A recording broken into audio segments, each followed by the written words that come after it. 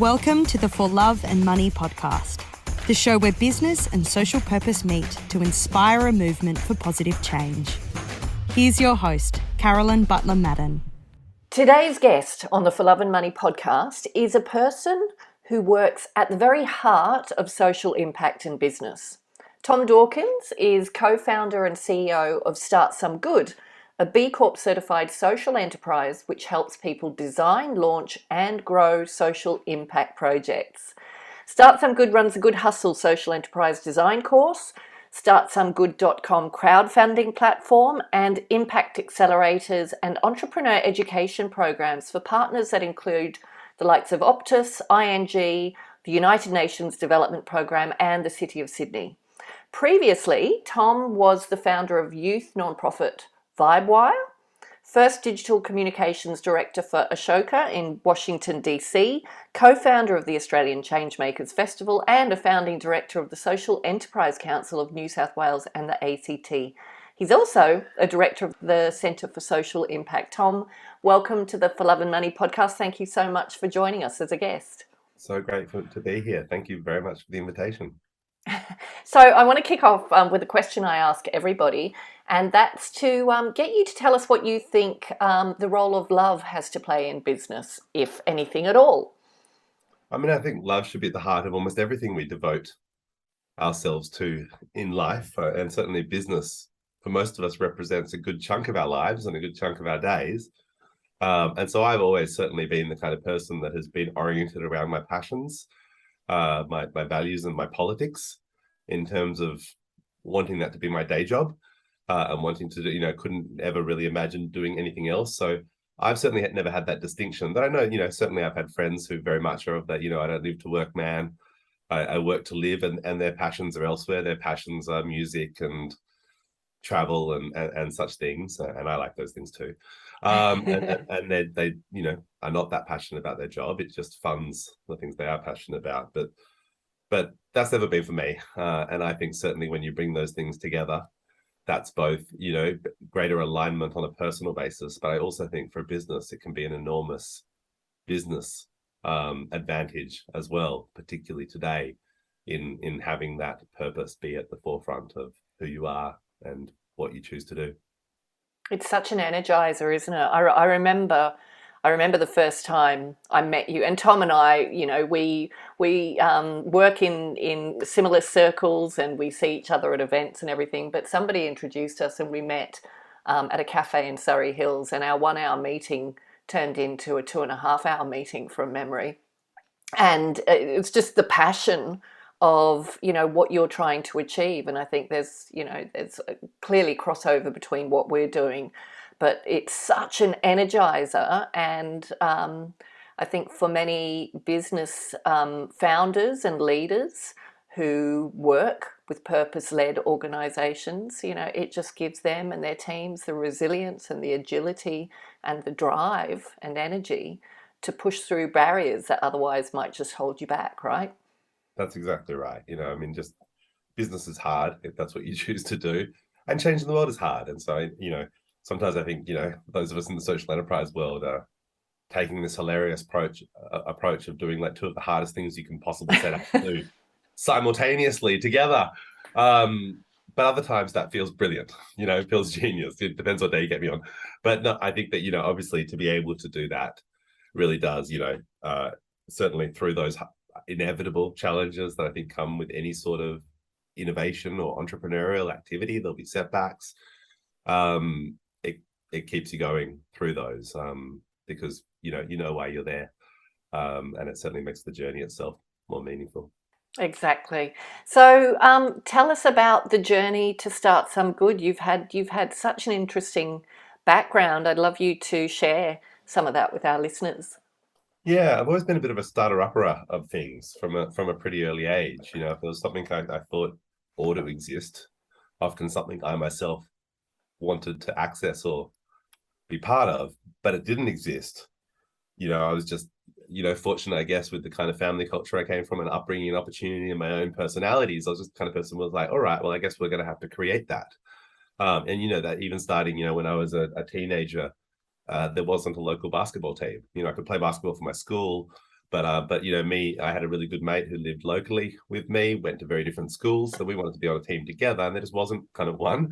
There was a kind of regional competition, so we just, you know, invented a team and registered it ourselves and designed our own uniforms and so on. Love that. Love that. And that's just, you know, right the way through, you know, publishing zines and distributing them across high schools in Sydney. So I guess, you know, by the time I finished university, I'd founded 3 nonprofits, somewhat, you know, not super strategically necessarily, not always, certainly, I mean, I said not always knowing what I was doing. I mean, never knowing what I was doing, really. But the first of them being a high school student organization to inspire people, my peers, to be more active citizens and to get involved in making a difference. Then a university student organization with a similar orientation. And then I got really interested in the role that technology could play, and media and arts as well, in I guess, building that conversation about the future and allowing more people to share their stories and be involved. And that led me to set up an organization called Vibewire, which I then led for the next 8 years and is now 22 years old and still operating. Wow. And that's a nonprofit that supports, you know, young people to you know, develop their talents and make a difference in the world around them. And I think kind of during that time, I like to say we kind of invented for ourselves the idea of social, like I'd never heard of social enterprise, to be honest. No one had ever explained it to me. I didn't do a business degree or anything. I did a political science and philosophy double major. So I'm really interested. That explains a few things, right? Yeah, definitely. You know, I'm really interested in ideas and how they travel and how people get involved and how change happens, you know, so that's a professional competency for me today, very linked to my degree, but certainly in terms of the practicalities of how you like grow an organization, that's just 100% been trial and error, the whole way through. And so certainly starting out, you know, we set it up as a nonprofit and started applying for grants as kind of the thing we knew what to do. You know, that seemed obvious. I'd got a few grants before. For some of the previous things I'd done, small grants, you know, for young people doing things, grants administered by the university for student-led initiatives and so on. So I understood that as a premise and started doing that, and was, you know, reasonably successful with that. But it was really hard, and it was really hard because we weren't tax deductible. There isn't a you know, we were a non-profit, a community organization, but there isn't a tax deductible category for creating a better democracy. Yep. You know, we weren't enough of an arts organization to be an arts DGR. We weren't enough of an educated, you know, we're a registered training organization. We used the arts, we used media, you know, but our beneficial purpose didn't line up with any of the official beneficial purposes. So never were tax deductible. And then, of course, equally, we were doing things that no one had ever done before. You know, we were a group of early 20-somethings with convictions around what it would take to engage more of our peers in being more active citizens. And that took a bunch of different kind of experimental forms, from, you know, from a film festival of youth-made issues-focused films that toured with Dendy around the country, to sending youth reporters out on the campaign trail during federal elections. You know, that elite group of journalists that travel with the Prime Minister and the opposition leader, with 18-year-olds traveling on the plane. We opened the first co-working space in Australia. Really? Provide a space, yeah. To provide, don't listen to fish burners. Not only were they claim Australia's first co-working space. Not only were they not Australia's first co-working space, they weren't even the first co-working space on Harris Street, Ultimo, because we opened at the other end of that street 18 months before then. Is that right? The record stands corrected. I'm very fond of telling them. They've got this beautiful plaque in there. So I'm a member of fish burners. I love fish burners. Yeah. I should get on the record. That's where I actually, you know, spend time. You know, but at the time, you know, trying to support more young people to, you know, meet each other and access shared resources and make things happen that made a difference. Did a bunch of, you know, online stuff. We're hosting things that today I guess we would call a virtual conference or a virtual forum, but which we called the E-Festival of Ideas in you know, 2000 and gosh, when would it have been? 2000 maybe. Wow. 1999, very early anyway.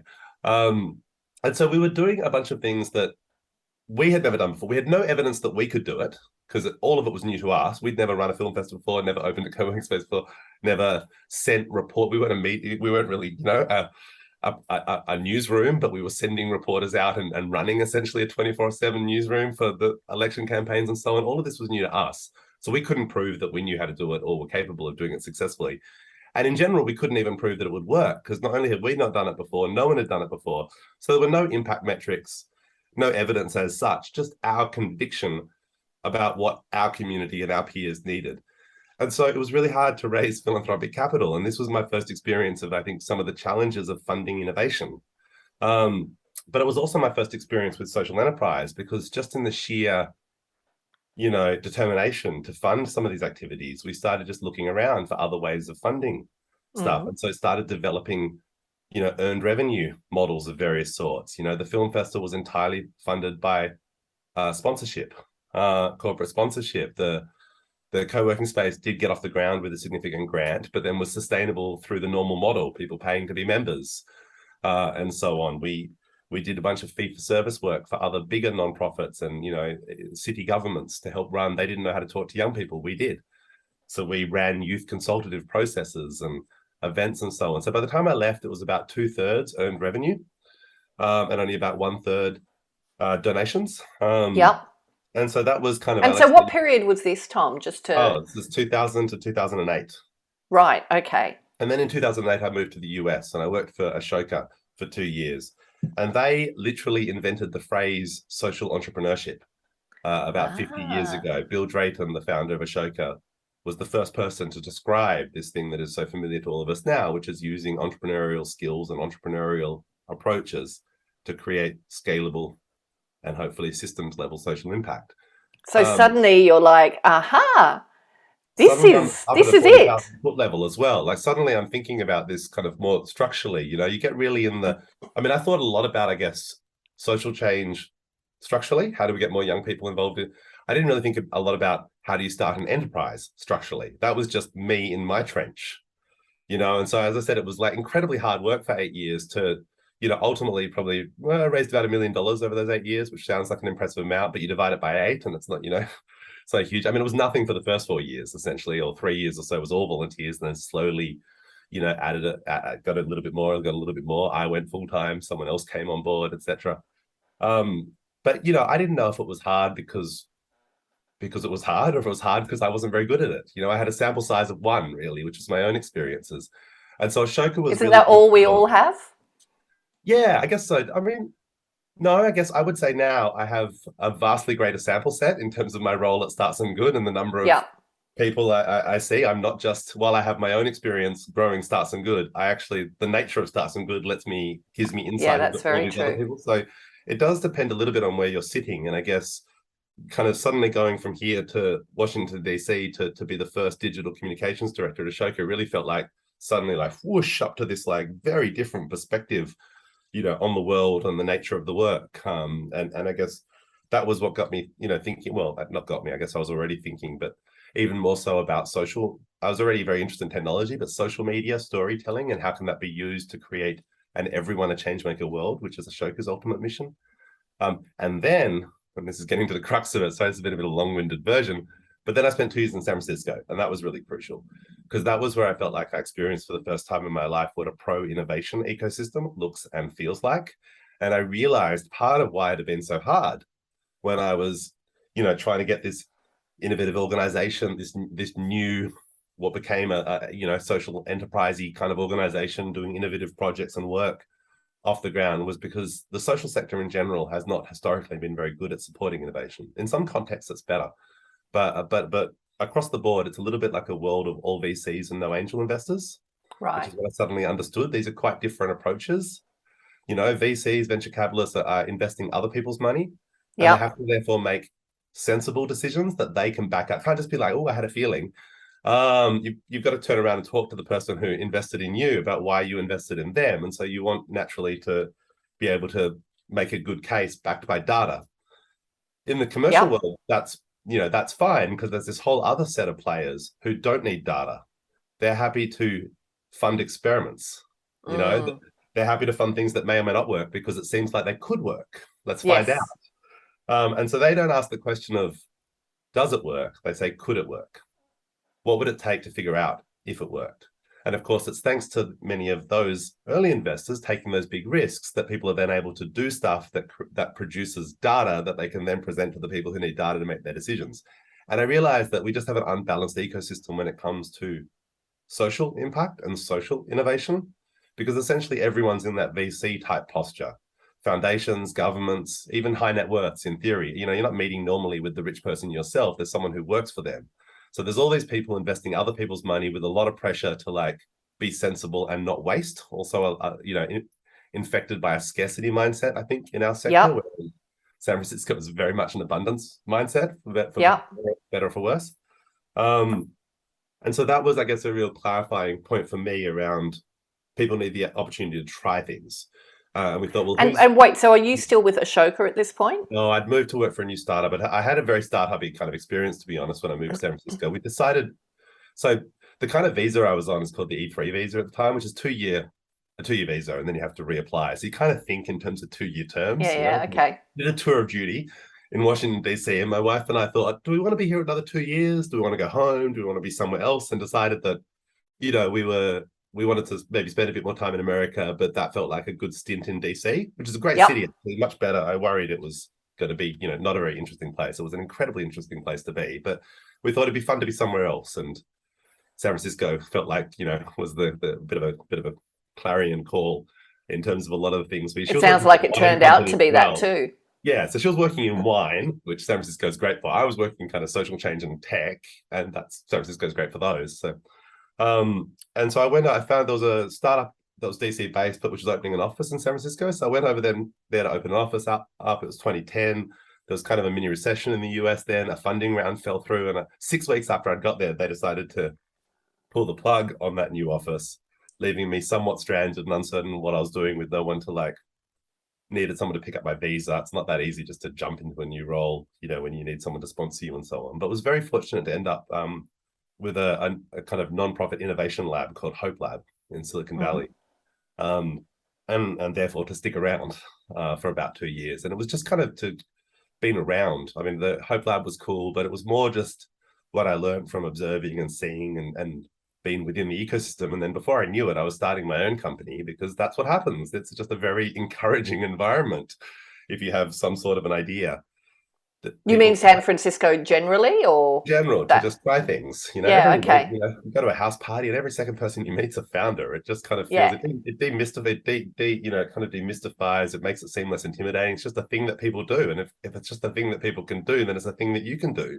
Not that it had held you back before. I mean, you seem to say you'd done a few, hadn't you? Yeah. So maybe I'm more an after case study that I'm claiming myself to be. But but I can tell you, even having done it before, it definitely felt more encouraging, and there was more access to other people like me who were also willing to plunge in and try things. Who were gathering in places like co-working spaces. And fantastic. The first accelerator type program, Y Combinator, had just been around for a year or two at that point, and that was starting to emerge. That kind of intermediary sector was really, I think, getting well developed in the startup world. And I kind of realized that's a whole layer that's basically missing when it comes to social innovation, social enterprises, any kind of a vehicle that's trying to do something new in the pursuit of social impact. And I guess one of my great frustrations or disappointments when it comes to the social enterprise impact in the world at the moment is that I feel like impact investing is not taking the lessons from actual startup investing. They're repeating the patterns of philanthropy, which is a bunch of big cashed up organizations who are quite conservative and risk averse, creating a completely unbalanced sector with insufficient actors willing to go first. Yeah. Actually risk money to figure out new things and find out what can work. So unfortunately, why do you think that is, Tom? There's I have a handful of reasons, I think. So a couple of things. One thing I think is that it helps if the money has been made in entrepreneurial ways. I think that creates an appetite for investing in more entrepreneurial ways.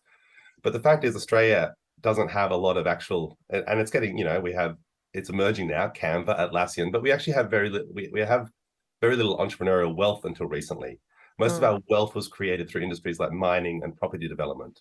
Yeah. Those are incredibly low risk, highly operationalized, they're operational organizations. They're not research and development. Meriton's not like in the lab cooking up new ways of building apartments. They're just super good at putting apartments up super efficiently, selling them for more than it cost them to make them, and making a profit, doing it again, doing it again. And the big mining companies are the same. There is a kind of more entrepreneurial slice of mining, the people who go out there prospecting and stuff. But the big companies don't do that. They wait until there's proven deposits and then they buy them up and then they just operationalize. Yeah. And so, people I think who've made their money through those sorts of industries, the idea that you would invest in things that are like 90% likely not to fail, but the 10% could be an incredible breakthrough that represent, that creates, massive amounts of impact and wealth potentially, is just, I think, kind of an equation they can't get their heads around. Whereas if you made your wealth through entrepreneur, you kind of are aware that, hey, I was that 10%. Yeah. I know it can happen. I've seen it work. I was right there.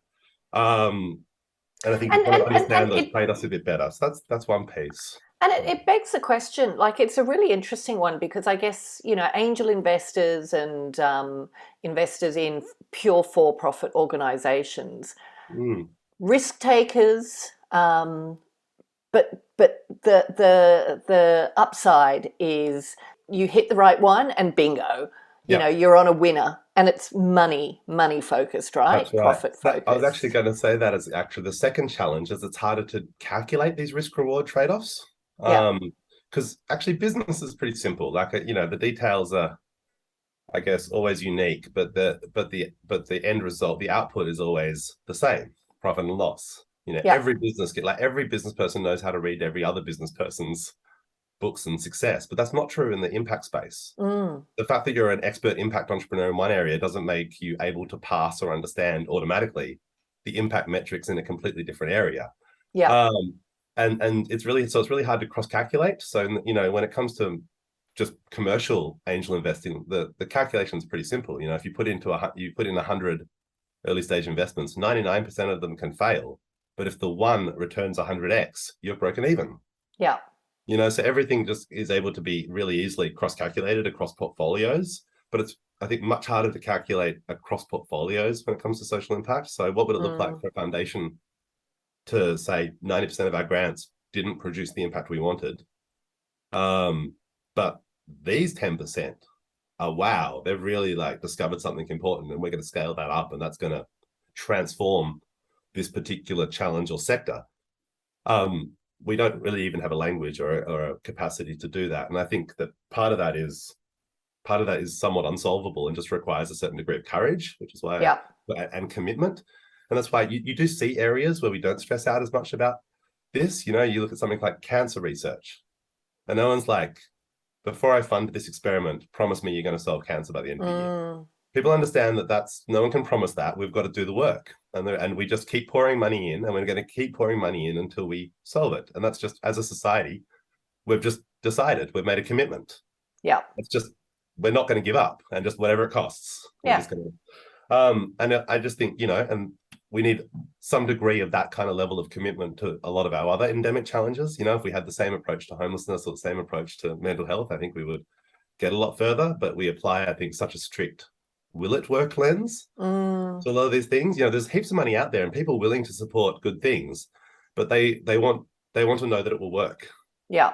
And so I call it kind of, it's this will it work? I'll fund it, but reassure me, guarantee me, make me convinced it will work, rather than the could it work lens. Yeah. It might not, but if it did, what would that make possible? And is that worth? And often the irony is, in a way, that often kind of it doesn't cost as much.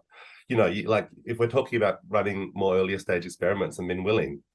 And so that's the other problem in the unbalance. It's the big funds. There's just a logic of bigness that makes it hard for them to do small. Yeah. If you're 100, like I always say to people, if I hear about another $100 million impact fund launching, you'd think I would be excited, but I won't be excited at all, because I don't think that will move the needle at all. They'll just go hang out with the other $100 million impact funds. You know what they talk about the whole time? Lack of deal flow. Lack of what? Lack of deal flow. There aren't enough social enterprises that meet our standards of investability. Right. So we're having trouble affecting our money, and that's so often framed like that's just a failure by the entrepreneurs. Here we are doing the right thing. We've raised this huge fund. What more do you want from us? But there's they're sitting up there on top of the mountain, just waiting for everyone to struggle up there with no resources and inadequate down jackets and no ropes. And once we arrive on top of the mountain, then these gurus of impact have funding for us, when what we need, of course, is to come down the mountain and meet us earlier. And so what could really move the needle would be $1 million impact investment fund willing to make $50,000 investments. Whereas what we have is $100 million impact investment funds willing to only make $500,000 investments or $1 million investments. And so that means not only do we have, I think, a real lack of support at the very earliest stages, that's getting a little bit better though. That's actually come a long way in the 10 years since we started some good 11 years now. What are we up to?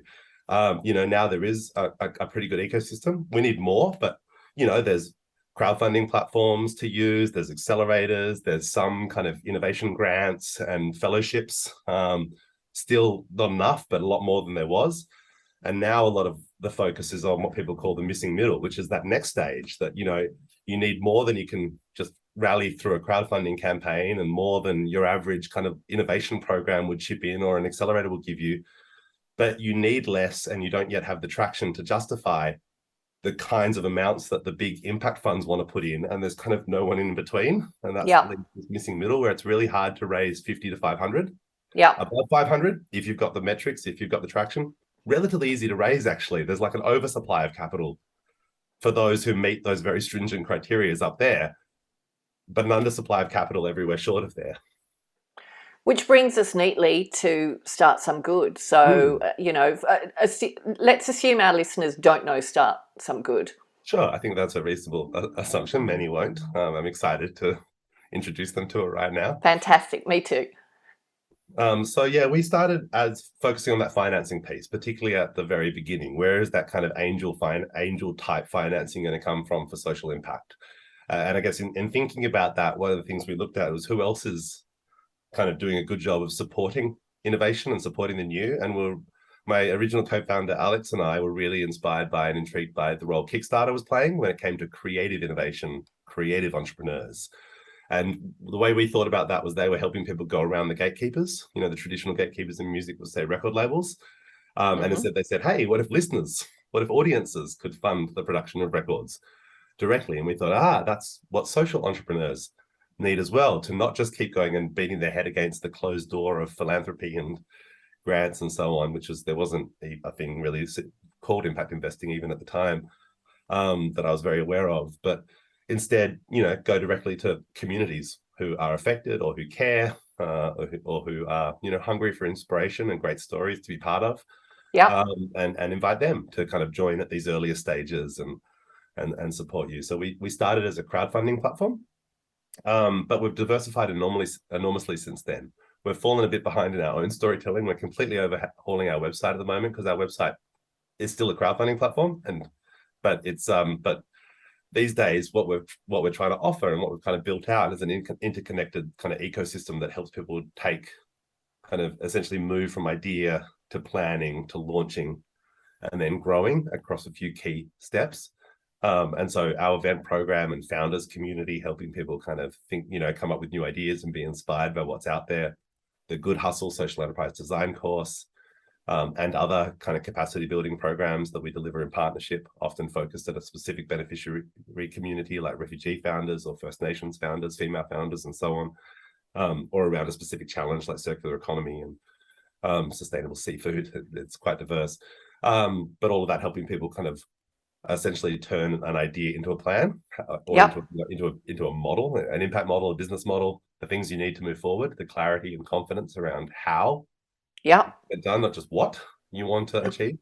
And then these days, still using crowdfunding as a really important tool to help people test and launch and fundraise for new ideas, often kind of incorporating crowdfunding into our accelerators and so on as that go-to-market strategy. So instead of having to people often, accelerators so often orient people towards investors, but as we've been talking about, the fact of the matter is there's very few of them out there for this kind of category, and it's much better to orient yourself towards customers and to offer them, and to build that community of supporters who want to be part of what you're doing.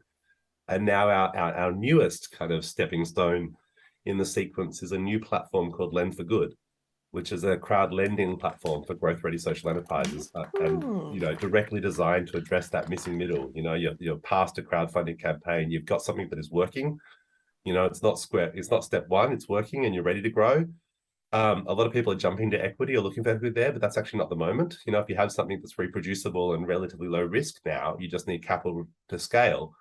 That's what debt's great for.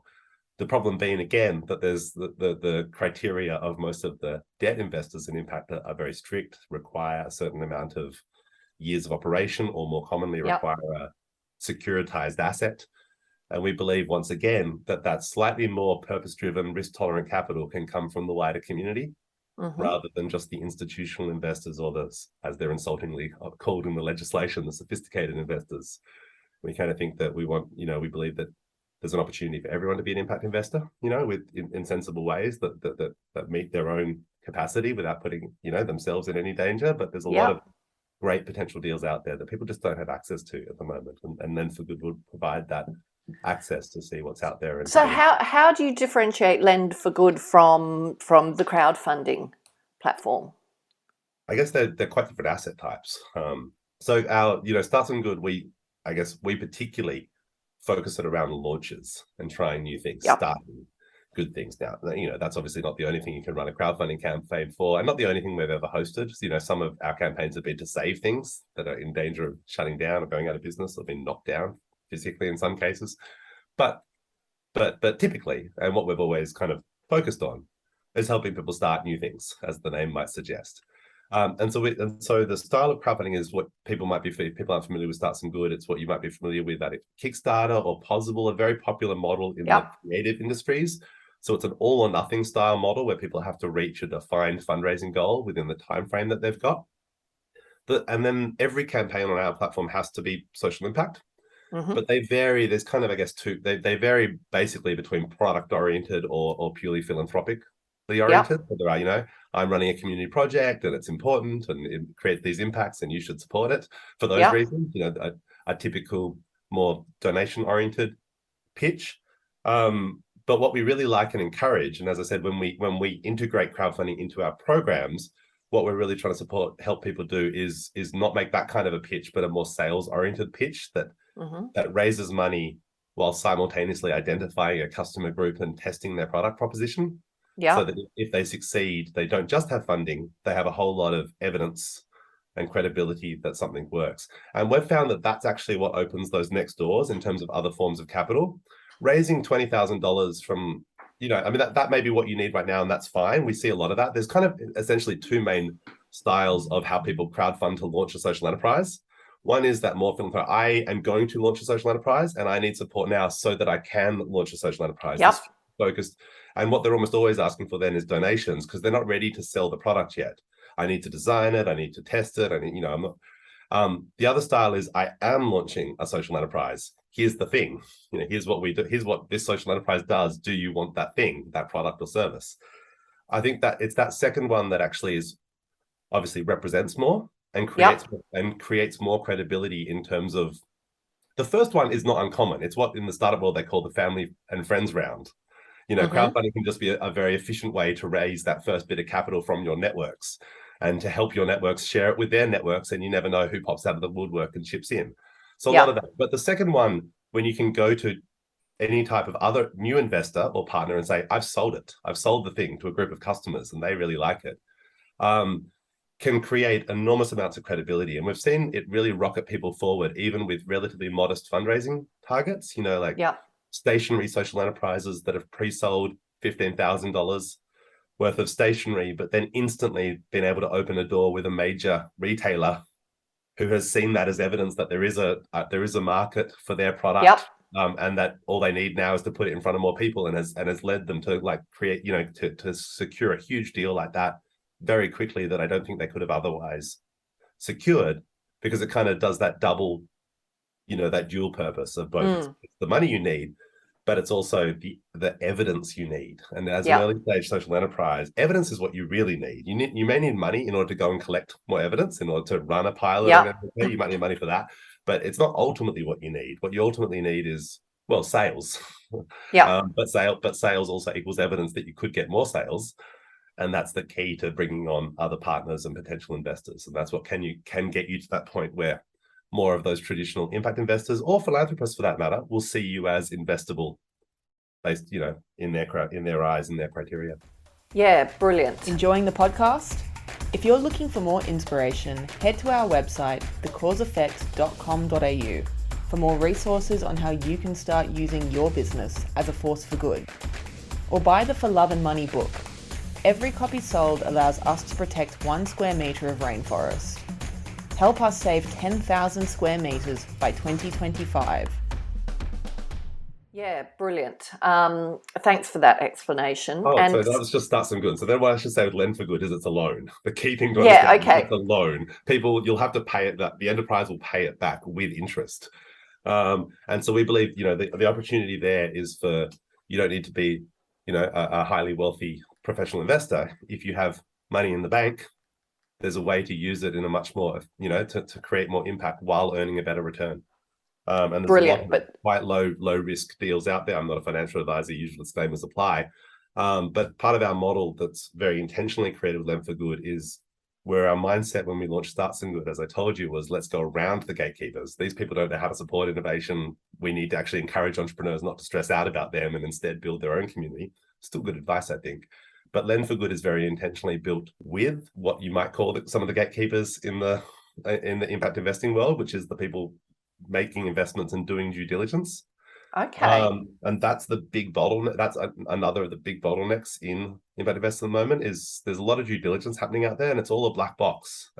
And most of it's wasted. People decide not to invest and then all their due diligence, or they decide to invest, but all of it just remains a personal decision for them. None of that is opened up or shared in any way. So Lend for Good has actually partnered with so far 7 social enterprise intermediary, and only they can list deals on the platform. With who have you partnered with? Sorry, 7 impact invested intermediaries so far, including Red Hat Impact, She Baxter, which is a gender lens investor, CEFA, Social Enterprise Finance Australia, who are an impact debt investor. For the first time, we'll be able to open up some of their deals for. You won't have, at the moment, if you want to kind of get involved in CEFA deals, and this is how much of the market is structured, if you want to become an impact investor, the only real option at the moment is to invest in funds. Mm-hmm. The only way you can invest in deals is to then set yourself up as a professional investor, employing your own staff to source your own deals, to do your own due diligence.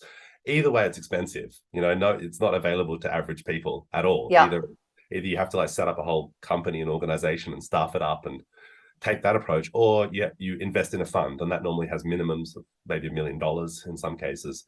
Okay. But by only investing in a fund, you don't get to do what I think is, kind of the most exciting, inspiring piece, which is engaging with and that feeling of supporting specific individual enterprises, or at least you only get to experience that after the fact, where the fund comes back and says, "This is who we invested in." Yeah. We think there's a whole world of people out there who don't have the capital to invest in a fund, but also don't want to. Because investing in a fund requires that you're really into this thing called impact investing. But most people are not into impact investing. They're into specific types of impact, just like people aren't into philanthropy. No one's like, you know what I love? Donating money. I mean, some people do say that, but it's not usually true. What they mean is, I love donating to the arts. Yeah. I love donating to early childhood organizations. Like, there's very few people who are just like, I don't care what I donate to, I just love the experience. Yeah. People have more specific interests. So if you were just invited to donate, do you want to donate to philanthropy? Do you want to donate to an undifferentiated philanthropic fund and they'll decide what they then give the money to? Most people are not up for that. They want to choose specific projects, specific stories. Gotcha. And that's what's missing from impact investing at the moment, that opportunity to choose specific stories, specific impacts, and to put, some amount of money, as little as $500, that is affordable to you, into those specific projects. And so that's what Lend for Good. That's right. That's amazing. So you're not it's not just about partnering with impact investors to provide loans to your community, but it's actually allowing people who want to invest in specific impact areas to do that. That's incredible. Yeah. And in some ways you can see that slightly different orientation in the name even. Like we've thought a lot about our theory of change for Lend for Good.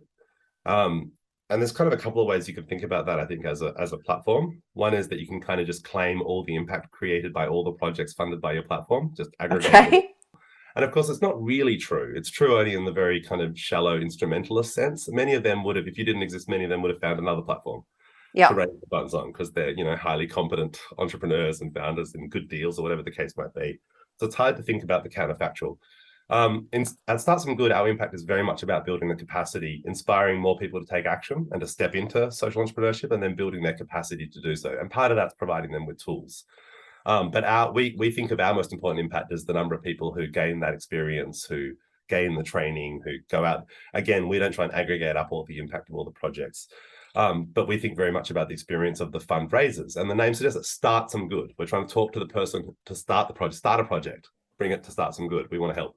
Lend for good, of course, is kind of speaking in the other direction. Now, of course, there'll be, in some ways, we're very confident that by the time we get to this missing middle kind of zone, there's heaps of great enterprises, actually. Red Hat Impact themselves have proven that. They've been working for the last 3 years to kind of develop more of this lending into this space in a kind of non-tech enabled way. And they're our key partner now, delivering this platform. They really get the lending side, we get the platform side. And we think of our social change as opening up the impact investment market and changing the shape of impact investment itself by making it easier for anyone to become an impact investor. And so we are very focused on, that experience of how can you come and, access these great deals and, for an amount of money that you feel comfortable with, put into these funds. And, in some ways, that's the simple thing that crowdfunding does. Either style of crowdfunding is it does what in the financial industry they'd call fractionalizes the risk. Yep. But, it stops it being an all or nothing decision that so much impact investment is at the moment. You go to a CIF or you go to an impact investment group, whatever, and they make often a relatively binary decision of, do we want all the deal or none of it?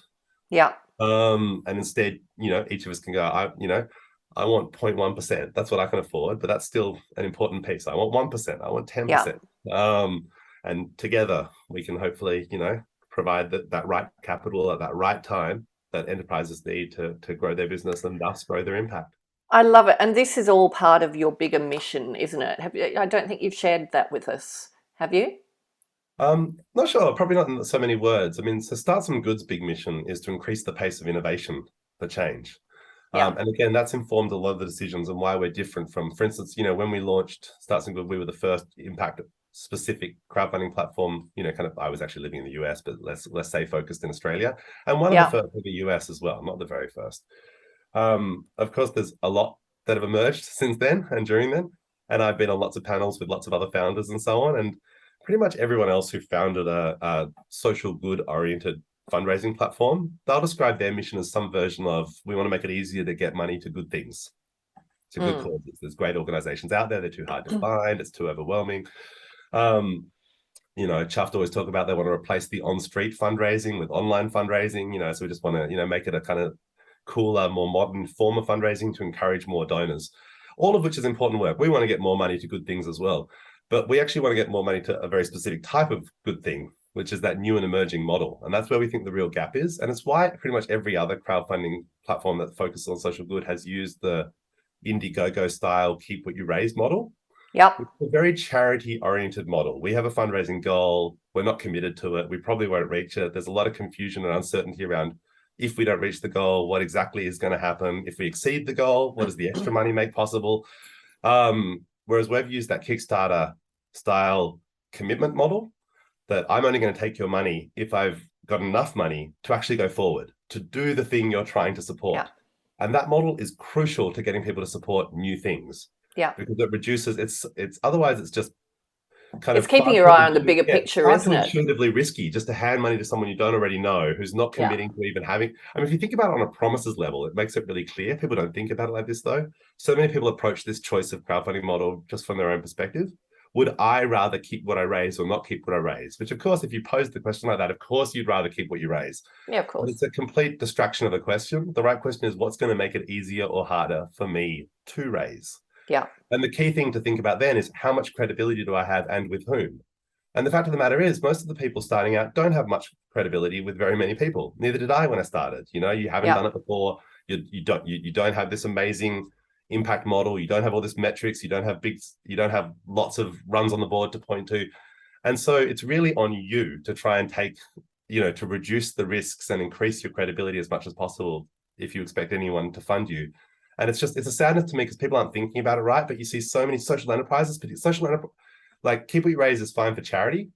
You can normally do more good or less good depending on how much money you've got. Yeah. An enterprise requires almost always some minimum amount to make the thing happen. If you're launching a social enterprise food truck, you need enough money to buy a truck or rent a truck. if you're, I had an interview earlier with a woman who was founder of a reusable coffee cup company. She needed to pre-sell a shipping container's worth. It couldn't launch with 10 sales or 100. She needed 8,000 to be exact. She needed 8,000 to be pre-committed before she could kind of kick the whole operation into gear. And that's how entrepreneurship almost always works. There's some sort of threshold amount. And so we've reflected that in our crowdfunding model with our tipping point. And it's because our mission is, it's such a long-winded answer to your simple question. Our mission is not just more money for good things, it's more innovation for good things. Say that again? It's not just more money for good things, it's actually more innovation for good, like to increase the pace of innovation for good. And I guess it's about setting is that you get more people involved. Is that you increase the pace of innovation by getting more people involved as change makers, reducing some of those barriers for people with less runs on the board, with people with, unproven ideas.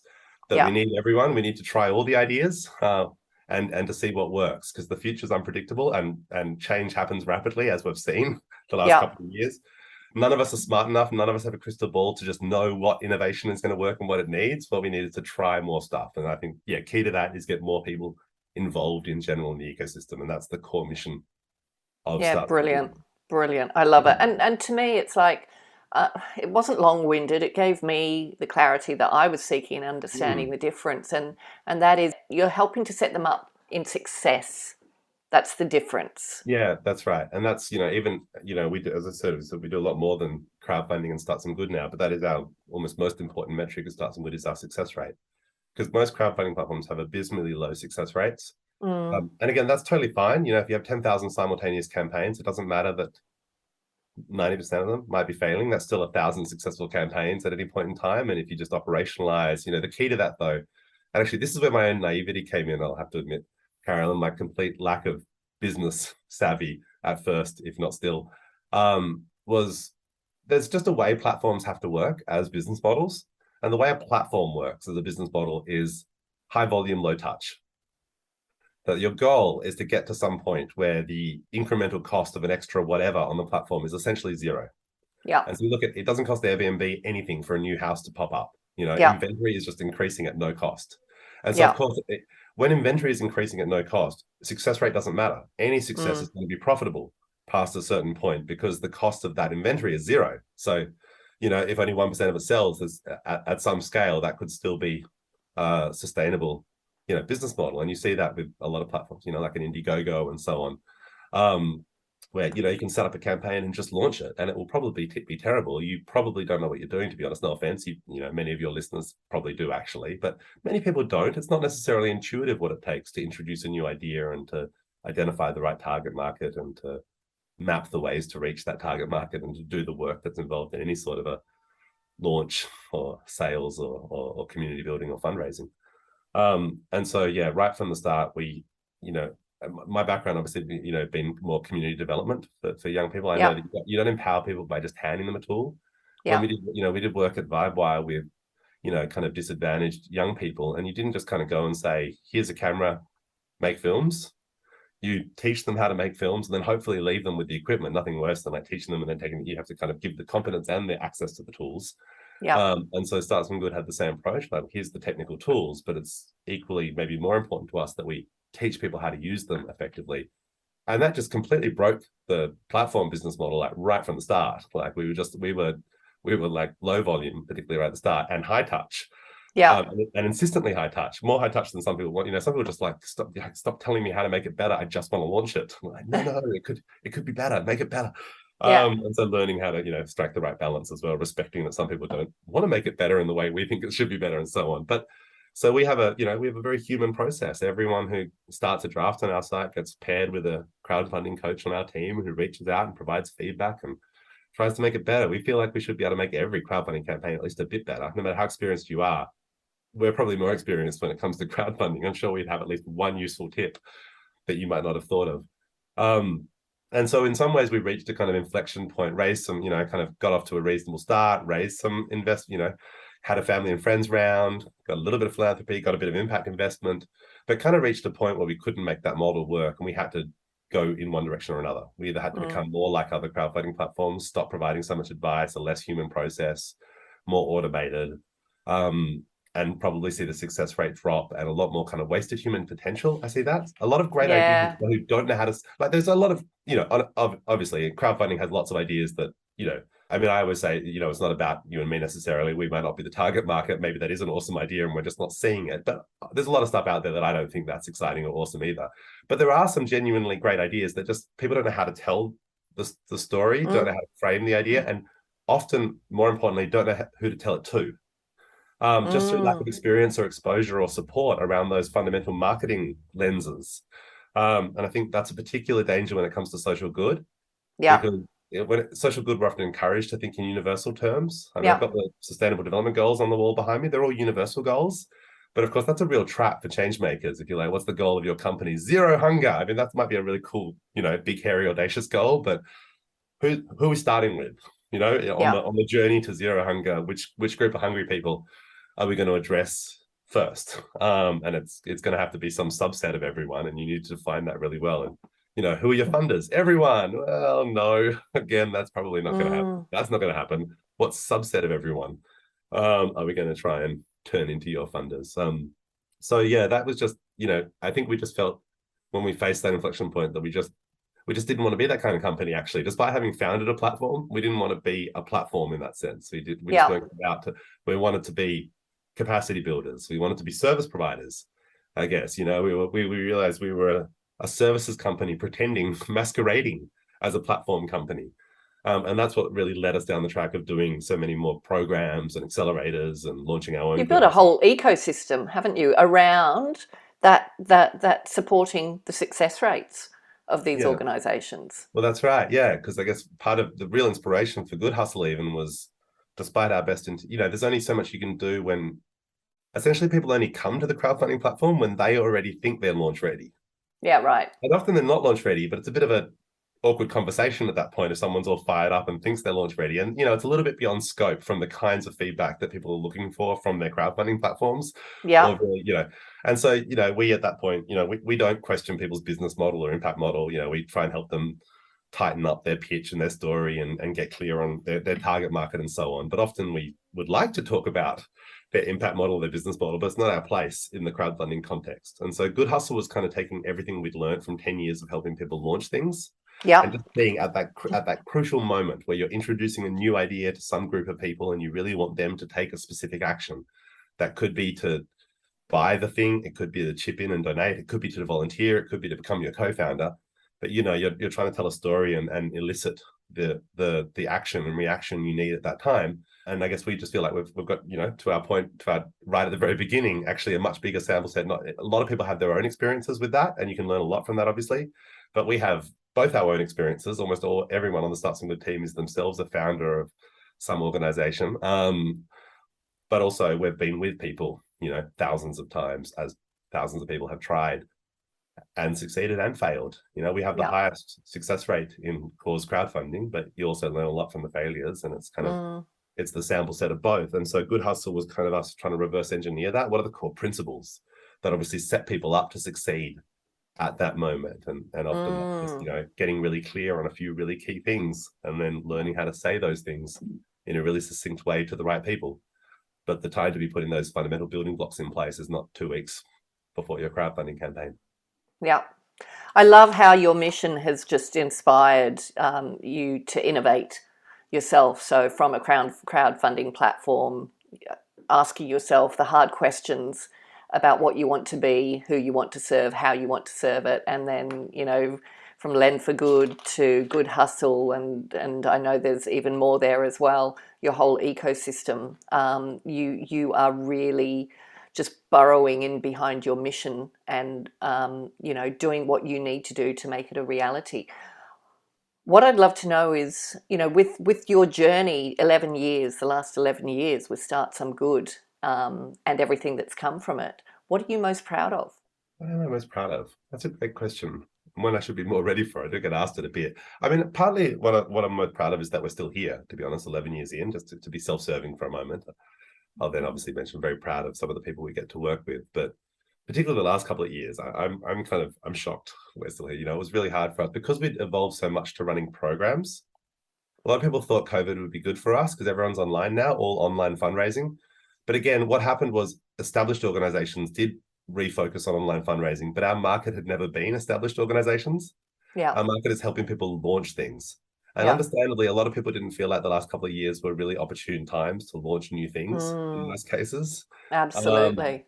And corporates pulled back from sponsoring Yeah. launch-oriented programs or capacity programs. And anyway, so we've just been through a genuinely, I won't get into the details here, but like a proper death-defying experience a couple of times over the last couple, and have come out into a really amazing place this year. I'd have to say we're having the best year of our 11-year history. This year is suddenly a whole lot of stuff is kind of unlocked and re-emerged. And then I guess obviously the thing that we get really excited and proud about is just the people we get to work with and the ideas they're working on. It's a little bit like choosing your favorite child. There's so many of them over the years, but have you got some favorites? It's hard. Let's not call them favorites, but I'm happy to share a couple of stories. That would be great. In my mind. I mean, I think there's a couple of flavors. One is, on the social enterprise side, definitely loving to see people who are using that opportunity to kind of take the next step as they scale. I think often where people can get a bit stymied is they want a massive impact investment deal on day one, and think they've got a model that justifies it, but they haven't got the evidence yet. And chunking it out and figuring out where to go next and how to get to your mission, I think is always really inspiring. And a great example of that is a social enterprise called Ability Made, and they've really revolutionized making child orthotics for young people with a disability who need walking aids, and they particularly specialize in ankles and shins. And so that's a hard business to build. It's a medical device. You need all sorts of approvals. It's technology. It costs a lot of money to get to market. And so they could have been stuck, it cost millions of dollars before they're fully in market. And a lot of people face something like that, and I think get really stymied by that. I need millions of dollars. What do I do? And they did. It cost about $2 million, but the first $40,000 came from a crowdfunding campaign on our platform. And that then a little while later allowed them to run the first kind of, tests and demos. And then they were able to get, I think they partnered with a charity who was able to raise some philanthropic capital to support the ongoing testing experiments. Then they got some government research funding, I think, to support, medical innovation. Then they got a major impact investment round. Still pre-real revenue, but with lots of progress and understanding the nature of that market. Had now reached the point where they did have enough runs on the board and through medical trials and traction, and now they're fully in market and doing really well. Fantastic. I love that story. Another one I love though is called the Girl Academy, and it's a more community-oriented one, and it's a small school in the Cape York area, founded by the Cape York Indigenous community, specifically to support the unique needs of Indigenous teenage mothers to help them finish their schooling. And they've been trying to raise funds for that for quite some time from the powers that be, and having real trouble doing so. And ultimately were able to realize that they, were able to build their own community of supporters to do what they needed to do. And that really resonated. I talked about Start Some Good's ultimate mission before. Mine is adjacent and similar, but slightly different. My personal mission is all about how building a better democracy. And to me, that's so much more than voting. That's all about how we create change together. So my drive has always been, how do we help more people become change makers? The young people with Vibewire, and now we Start Some Good and so on. And so I really think about crowdfunding as a democratizing tool, because it allows communities to share their resources and create the futures that they need for themselves without waiting for that external funder or that external permission necessarily. And that to me is what democracy should look like as well, not just how we lobby those guys over there, mostly guys, increasingly less so, which is nice. But, those people over there to do the right thing. But how do we, what can we do ourselves? And so I think of crowdfunding as key kind of democratic infrastructure. Yeah, brilliant. I think that's a great example of that kind of. That's a fantastic way of looking at it. Yeah. So yeah, there's lots of great social enterprises. I mean, I'll give one other story actually, which is a great enterprise in Western Sydney called Taste Tours. Yeah. Which I really love. And they were originally part of a big charity that kind of ran it as a little social enterprise sideline, and the charity decided to discontinue it. Apparently the charity got some consultants in to assess some of their stuff, and who knows how much they spent to get this advice, but the advice was it can't be done. Right. It'll never be, it's not sustainable.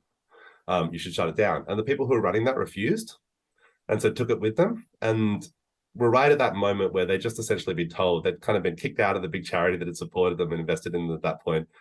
They'd been told by these apparently, supposedly super smart consultant, big four consultant types that it couldn't be done and wasn't viable. And at that moment, they were picked up by the Dream Starter program that we ran with ING Yeah. to support them to, pitch their idea and raise some initial funds with backing from ING and capacity building and crowdfunding technology and infrastructure from us. And they succeeded beautifully at that. They invented a new tour to offer as a reward that continues to be their number one selling tour now, 7 years What do later. they do? Taste it? What Taste do tours. They take people around on culinary tours of Western Sydney, providing fantastic. people, a really rich cultural and tourist experience while also kind of supporting, diverse restaurants and restaurateurs in the region and with an employment model as well. And so I just think that's a great example of the kind of program, the kind of opportunity we want to offer, the kind of program we're proud to be part of, with helping design and deliver programs like Dream Starter with ING that really created that kind of first backer, that first follower, which I think is so. I love it. And those examples, yeah. Taste Tours, the Girl Academy, and Ability Made, just wonderful stories, and more importantly, wonderful projects that you must be incredibly proud of them. But like you say, it's like having a favorite child. You can't choose. There must be so many, and it's just I think what you're doing is amazing, Tom. In terms of not just the mission of Start Some Good, but your own personal mission around building a better democracy. You are clearly acting on it in big and powerful and small ways, and I know it's not always easy, but thank goodness for people like you and organisations like Start Some Good. We're going to have to wrap up, so I just want to. And you're in danger of talking for 2.5 hours again. I know. But I want to hit you up with the final question, and I know the global goals. I can see them behind you on your screen. 2030. We're not far out. Less than 8 years. Crazy to think about it. We all know, and increasingly business leaders know, thankfully, that they have to become an active part of the solution to what's happening on our planet and in society. But there are many business leaders who are still unsure, even though they know, we got social purpose, impact, we got to do something, they don't know how far to lean in. Is it something they do on the side? Is it another tick box exercise, or do they go wholly in? And there's a lot of fear around it. So I want to ask you if you could share just one thing to convince a leader of how vital social purpose is to organisations today. What would it be? Look, I mean, I think I would, as we teach our crowdfunders, try to learn a little bit about where they're coming from, so I could match the pitch, obviously, to their interest. But assuming that we're talking to someone who's a little bit of a laggard in this area, obviously the ones who already get it already get it. That I would probably try and lead through a business frame, that it really just is the most important business opportunity in the world today. And you only have to look at the Sustainable Development Goals. Those are not just social or environmental goals. They're almost every single one of them is a massive business opportunity. When we talk about quality jobs for everyone, they're not going to be working for nonprofits in the government. Many do, but we're talking, businesses are going to create most of those jobs. When we talk about clean energy for everyone, businesses will be creating most of that clean energy. When we talk about food for everyone, businesses will be making that food. And so these are just massive, massive objectives as a society, and huge business opportunities and big fortunes will be made alongside that. So I think that's the first thing. But perhaps to get more, maybe that's still a little bit too high level, a bit future focused. Maybe what I would point to is the real impact I think it has in the new communications infrastructure. And I think we've really seen a big shift in the way that we communicate. And I think this goes hand in hand with some of the shifts we're seeing in kind of what we communicate about, particularly a greater focus on values and ethics. And, it's funny, it's the things, I'm old enough still that I feel like I was still raised just at the very tail end of the era, where the things that you don't talk about in polite company was politics and religion and stuff like that. And now that's all we talk about, of course, the stuff that matters. But I actually think it's much healthier as a society that we talk about the things that matter most to us. I agree. And I think we've shifted kind of big picture, just communications for everyone, from a world where the best marketing was essentially interruption based, figure out what your audience was doing and then pay to interrupt them. They're trying to watch football, pay to insert a message. They're hoping to get a personal letter one day, and you pay to put junk mail in there, and you hope that interruption will capture them sufficiently. But what we know today across every category is the best marketing is not the marketing you pay for directly, but the marketing you inspire your community to do for you. Sharing, in other words. And obviously it's not, you can engineer sharing in a variety of ways, but the most simple, powerful way to inspire more sharing and to inspire your community and your staff and your partners to do your marketing for you is to stand for something more than just business success, is to have that big meaning. And I think one of the places I think you can really see this is with the most boring products. And so the example I always give is toilet paper, though maybe this is not as good an example post-COVID, because for a while there, toilet paper really was this very mainstream thing that we talked about and shared. But if you can think back a few years before we were all photographing our toilet paper and photographing empty shelves of toilet paper, I always say, who would go to the supermarket, buy toilet paper, get home and think to themselves, man, I've got to share a photo of this toilet paper with my friends. They're going to love this. No one does that, except of course, people who gives a crap toilet paper. Those people love sharing photos of their toilet paper. Now, obviously, partly that's design. Who gives a crap of, created a design aesthetic that's very shareable, very social media friendly. But it's also that there's literally more content in the photo, more meaning.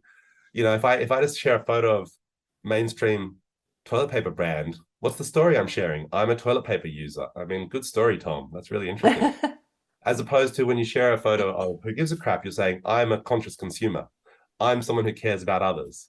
I'm anti-poverty. You're literally saying more in what is otherwise the same image. And that's the unique competitive advantage that purpose-driven enterprises have today, just in practical day-to-day, right now terms, before we even get into things like recruitment, which you know all about, and I know you've spoken to many other guests on your show about. I think that's the other place where you see really profound, tangible business impacts right here and now, let alone the vast opportunities the near future brings.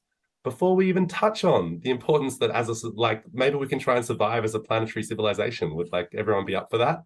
I reckon business will work better on a planet with a more stable climate. That's one of my personal beliefs. And so I think on some just very... I reckon that's a fact, surely. Surely. I mean, there may be certain types of businesses, private security firms, that maybe in a world of climate chaos will, in theory, thrive. But that to me does not seem like a very conducive business environment for almost any type of business. So just on so many levels, I think it's amazing to me that there are still business leaders who aren't getting this, who see this as kind of like a nice to have or just personal preference. You care about this stuff or you don't. And I think that's irresponsible. That's like saying you care about technology or you don't. Because we're way past the time when technology was just a pet interest of certain business executives. To be a CEO and be like, you know what, I'm just not very interested in technology. How could you be a CEO today? How could you lead anything? Yeah. And I think it's the same with purpose. Yeah. Thank you. I think you've articulated that brilliantly, and really appreciate the insights you've brought to this conversation, and I imagine it will have opened up a whole lot of minds and hopefully inspired some people to start some good. Hey, I hope so. We'd love to help. And we will we'll include links to Start Some Good and Good Hustle and Lend for Good in the show notes. Anything else you'd like to say? No, I mean, I just think there's, no better time than now. I know it's a cliche, but there are just so many opportunities, and it really is going to take all of us. I think we do have, you mentioned 8 years away. There's some really big challenges ahead of us, and some things are not trending in the right direction. And I do think it's going to take all of us in whatever form that means to you. That doesn't mean everyone founding a social enterprise. We can't have a world of all one-person social enterprises. It means, preferencing trying to work for one next time you're looking for a job. Look there first. You still need to find a job. I'm not going to blame you if you end up in a more corporate environment, but, check what's available in the social enterprise sector. If when you buy products, check what's available that social enterprises could do for you. If you're in a position that you're in charge of procurement, please see if there's a social enterprise that could supply that. I just think all of us just more and more contexts, just trying to use that lens as much as we can is what it's going to take to get us where we need to go. Love it. Fantastic. Thank you so much, Tom, for coming on the show. Look forward to seeing where Start Some Good goes from here. Fantastic. Thank you so much for the opportunity.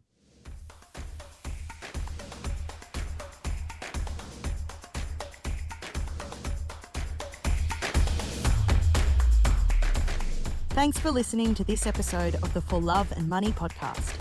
If you'd like to take a deeper dive into the purpose movement, visit us at thecauseeffect.com.au. And remember, doing good is good for business. So if you're not doing good, then what are you doing?